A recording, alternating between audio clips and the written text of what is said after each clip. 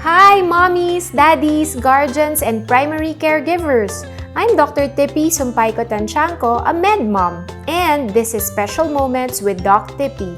Join me as we learn about various topics concerning developmental and behavioral conditions and find ways of dealing with them. Welcome to our special episode today. Hello! Welcome po ulit sa inyong lahat. So, maganda po yung pag-uusapan natin. Today, we're going to discuss a very interesting topic na I'm sure kahit paano nabalitaan nyo or may narinig na kayo. Pag-uusapan po natin today yung mga developmental disabilities. I'm sure sa news recently, meron po tayong mga nabalitaan about children with special needs. Gusto po nating malaman, bakit nga ba dumadami yung rates ng mga children with special needs, or minsan baka may nabalitaan kayo kamag-anak or baka meron kayong relative na meron nga pong special needs yung mga bata or kahit na adolescents and adults. Minsan po may mababalitaan po kayong ganun, no?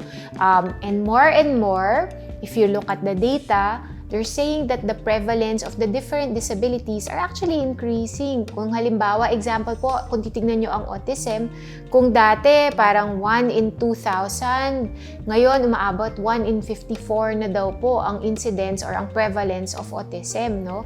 Tapos bukod po dyan, meron pa po tayong iba't ibang mga disabilities. So yun yung mga pag-uusapan natin today. Okay, so siguro po magsimula na tayo.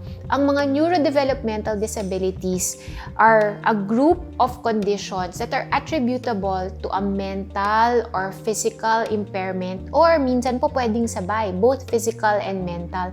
So, unang-una na kailangan nating tandaan, hindi po physical or visible to our eye lahat ng disabilities na maaring nandyan. Kasi minsan po ang focus natin, ay naka-wheelchair siya, or ay may visual impairment. So, tama po, those are actually disabilities.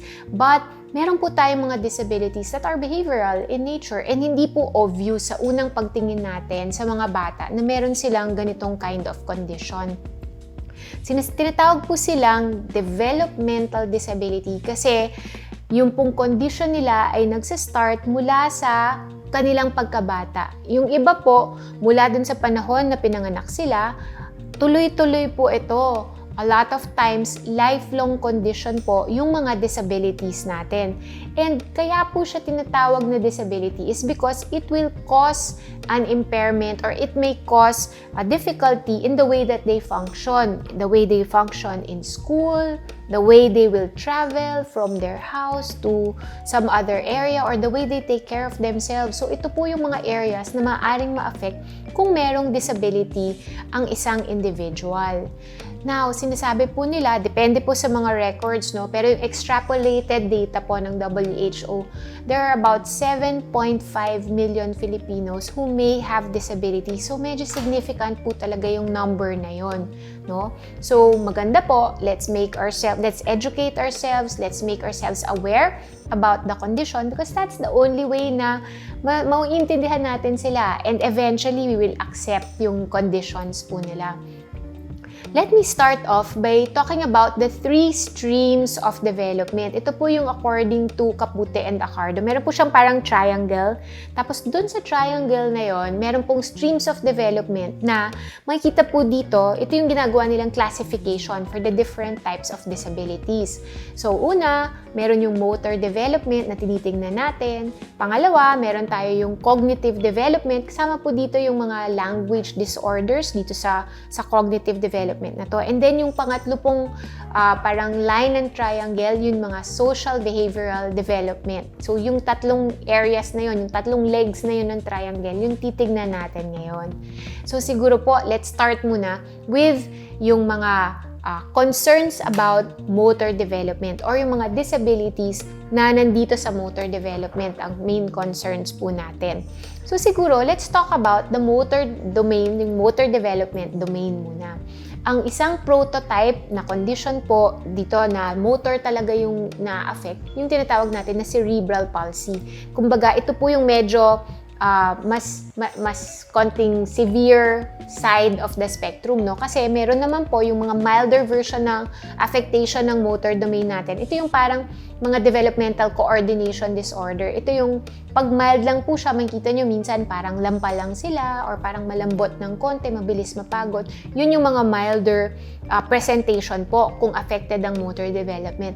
Pero yung mga more severe, kagaya ng cerebral palsy, minsan po ito yung makikita nyo na mga bata na hindi makapaglakad, sila yung mga kailangan ng wheelchair, or makikita nyo minsan, hirap sila with big motor movements, hindi sila makagalaw masyado ng kamay nila, or minsan parang naninigas sila, no? You will see that po. And a lot of times, ang cerebral palsy po, meron siyang kasabay na mga comorbidities or co-occurring conditions na kasabay niya. So, yung ibang batang may CP, minsan may difficulty sila with learning, minsan pati yung pandinig nila or yung vision nila na-affect din po. So, you see that with them. Pero, ang primary domain na affected is their motor skill. So, siya po yung example nung disability na primarily motor development yung affected. Now, let's go to the second stream of development, no? So, yung sa pangalawang stream naman, ito yung na-affect naman yung cognitive development na tinatawag natin. So, cognitive or yung intellectual development ng bata. Kasama po dito yung tinatawag nating intellectual disability. So, important po, mindful din po tayo, no, sa mga terms na ginagamit natin. So, minsan sila yung tinatawag na parang slow learner, pero ang tawag po natin talagang appropriate na term ngayon is intellectual disability. So, sa intellectual disability, nakikita natin, meron po silang parang difficulty with their intellectual or cognitive functioning, pero kasabay po nun, meron din po silang difficulties with their adaptive behavior. Ano yung kasama sa adaptive behavior? Ito po yung mga activities na kailangan natin for independent living. Kasama po dyan yung kaya ba nilang mag-alaga ng sarili nila, maligo mag-isa, mag-prepare ng food, kaya po ba nilang sumakay sa jeep para makapunta sa school nila pag hindi na tayo lockdown, no? So, kaya po ba nila?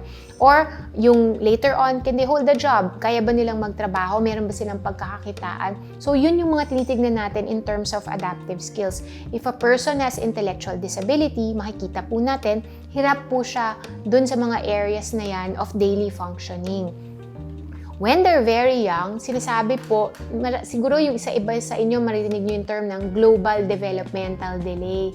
When they're very young, less than 5 years old, and nakikita natin na meron ng delays in 2 domains of development, ginagamit po naming mga developmental pediatrician yung term na global developmental delay. It's a temporary diagnosis. Ibig sabihin lang nun, may delay in at least 2 domains of development. But, meron po kasi mga pagkakataon na when a child is very young, given the right intervention, nakakahabol po sila talaga doon sa mga skills nila. Kaya when they're very young, usually po, hindi agad nagbibigay ng diagnosis. Or makikita niyo po kasi, nag-iiba pa talaga yung presentation ng disability ng bata. Okay? So, yun po yung ating second stream of development or yung cognitive development na sinasabi natin. Now, let's go to the last stream of development that we also like to monitor.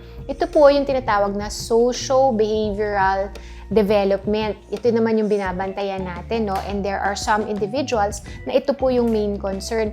Kasama po dito sa stream na ito, yung mga bata or individuals with ADHD or yung tinatawag natin na attention deficit hyperactivity disorder, or nakikita rin po natin dito sa category na to, yung mga may autism spectrum disorder.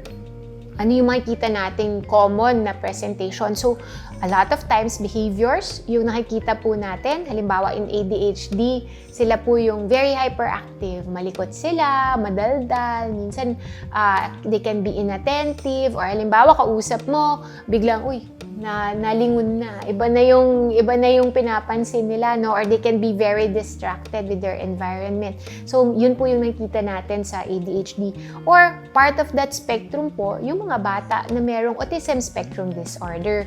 So, dito naman po, ang main difficulty nila will be how they relate with other people.